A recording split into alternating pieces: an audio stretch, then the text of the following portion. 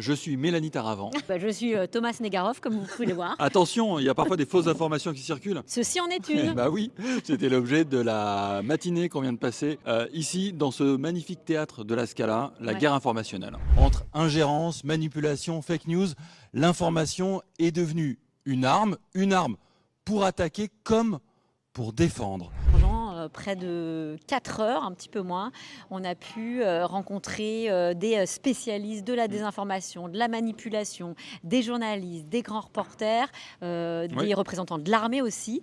Et avec eux, on s'est posé une question, comment faire le tri, comment combattre aussi les tentatives d'ingérence, de manipulation et de désinformation, la guerre informationnelle finalement. Oui, on est parti d'un constat très clair, le plus précis possible, parce que nous sommes menacés en tant que Français, en tant qu'Européens. On a eu un sondage très intéressant d'ailleurs réalisé pour l'événement, qui raconte que les Français notamment, mais les Allemands, les Italiens, les Polonais aussi, sont absolument persuadés de la menace. On n'est pas du tout dans un déni. Et ce qui était hyper intéressant, c'est que quand on demande aux gens, est-ce que vous pensez qu'on doit remettre en question notre modèle démocratique pour être en capacité de répondre, les gens disent non. On sent bien que l'enjeu, il est démocratique. Comment on sauve nos démocraties, surtout à un an de la présidentielle en France, face au déluge de fausses informations. À l'issue de la matinée, je me rends compte qu'on a un rôle peut-être encore plus important, Qu'on imaginait qui est vraiment d'être une espèce de vigie. de rempart. Le mot bouclier a été prononcé, vigie, bouclier, rempart, oui, c'est intéressant. Que des mots qui ont trait un peu au vocabulaire de la guerre. Alors on n'est pas des soldats, hein,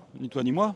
Non, mais on est des éclaireurs. Ouais, et on a un rôle. Voilà. Et pour connaître la réponse, savoir comment riposter, quelles sont les solutions, les propositions à appliquer pour mieux combattre cette guerre informationnelle et en ressortir gagnant, faut écouter ce colloque.